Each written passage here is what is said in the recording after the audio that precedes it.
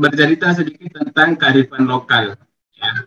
Eh, Baik, pertama mungkin kita eh, ini dulu samakan persepsi kita bahwa kearifan lokal dalam karya itu bukan hanya didominasi oleh istilah-istilah lokal, ya. Jadi kalau kita ingin menulis kearifan lokal, jangan sampai kita hanya menulis misalnya dalam dialog bahasa lokal, bahasa daerah, tapi tema yang kita angkat sebenarnya bukan tema kearifan lokal. Jadi tidak seperti itu. Kearifan lokal berarti hal-hal yang menjadi aktivitas masyarakat lokal tertentu yang kemudian isinya itu berupa pandangan hidup mereka, pengetahuan mereka, strategi mereka untuk misalnya memecahkan solusi di tengah warga atau untuk pemenuhan kebutuhan, ya. Ya makanya kearifan lokal itu termasuk dengan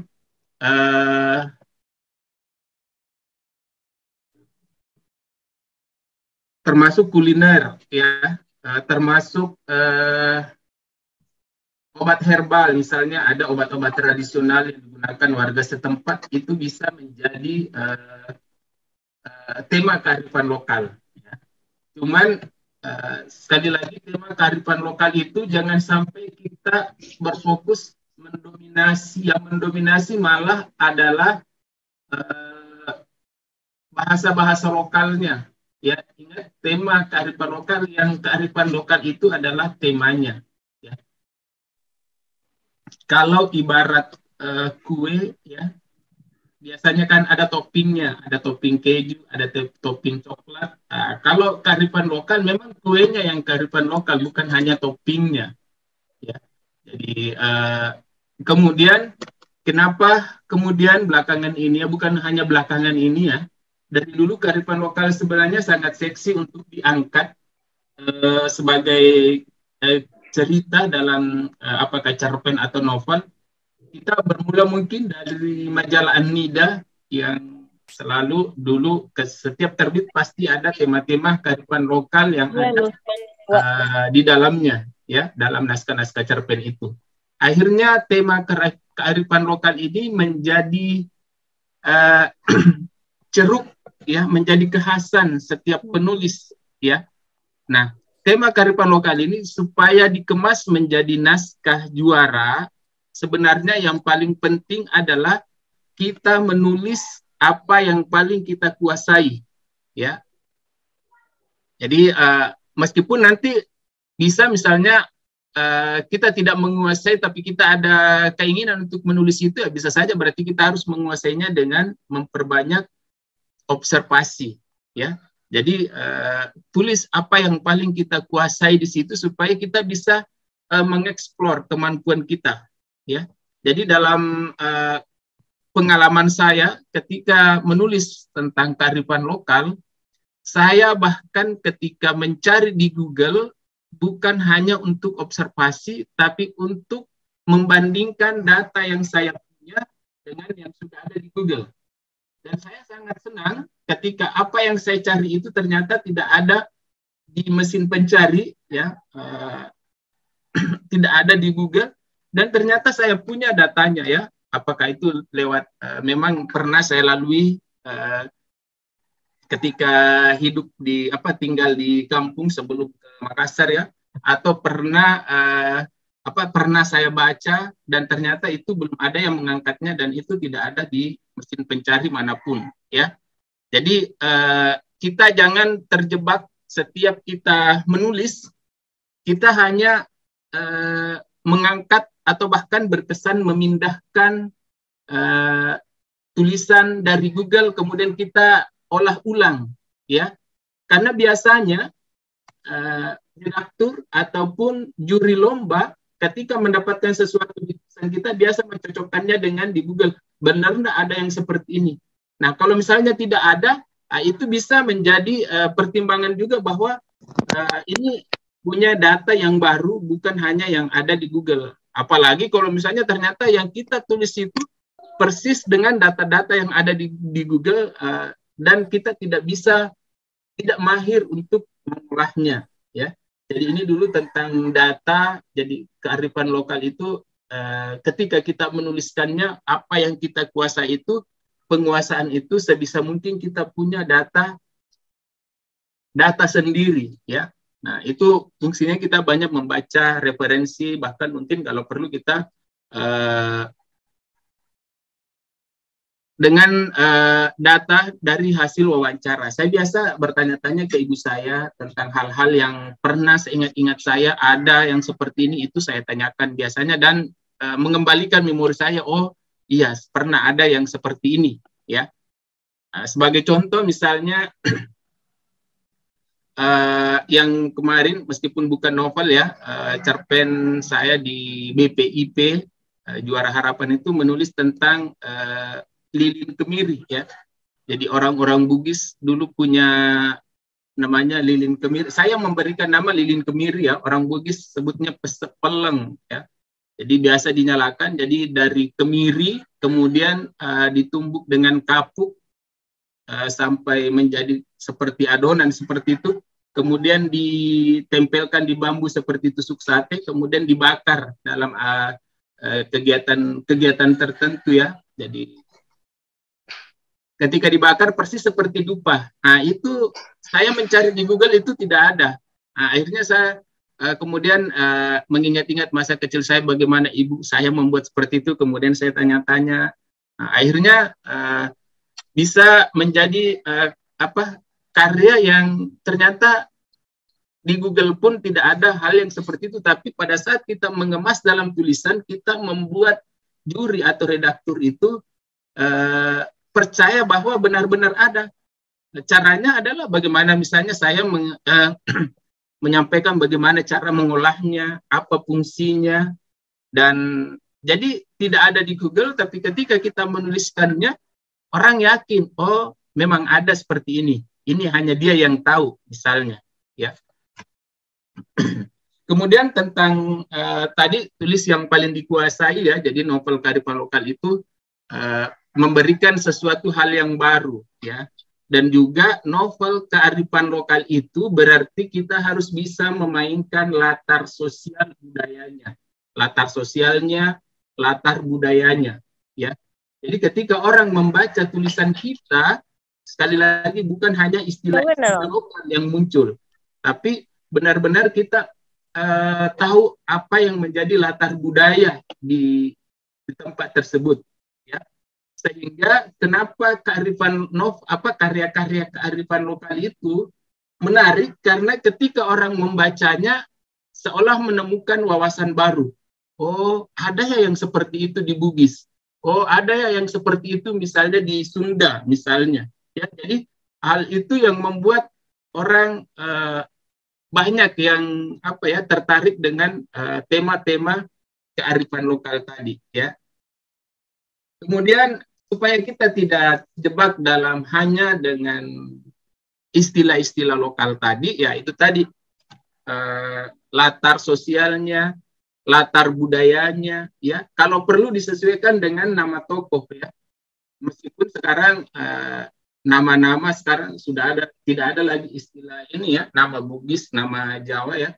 Karena anak-anak sekarang malah namanya itu tidak lagi khas, ya, tidak lagi khas seperti asal tempatnya. Kayak misalnya dulu nama Mapangewa itu nama kakek saya itu kan banget, ya, dan hampir tidak ada lagi anak-anak sekarang yang dengan nama-nama seperti itu, yang namanya itu adalah bahasa Bugis yang punya arti dan punya doa dalam nama-nama itu, ya.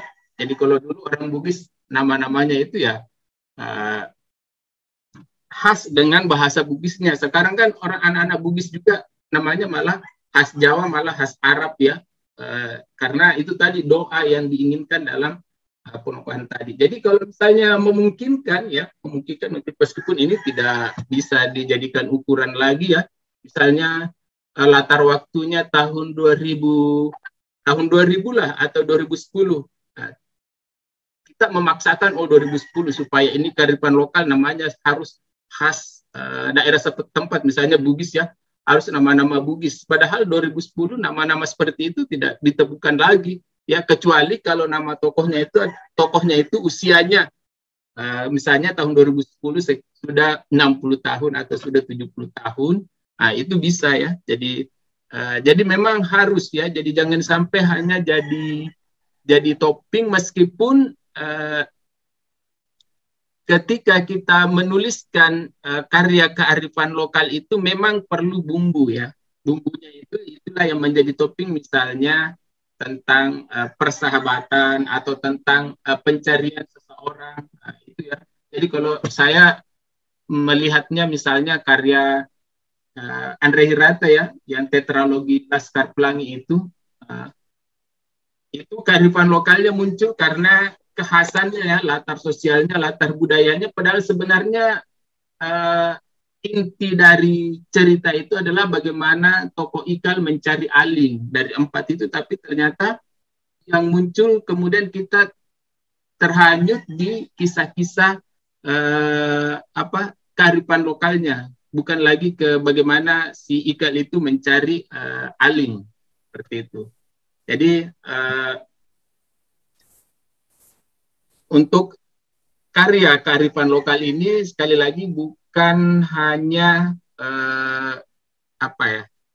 tadi istilah-istilah lokal yang kita utamakan, tapi benar-benar temanya atau benar-benar apa yang kita kuasai di kearifan lokal tersebut, misalnya budaya-budaya yang ada di sekitar kita itu dulu, kemudian kita perdalam apakah melalui Google atau mesin pencari lainnya ya, saya sebut merek, atau melalui referensi kita, atau bahkan dengan wawancara dengan orang-orang yang menurut kita lebih paham.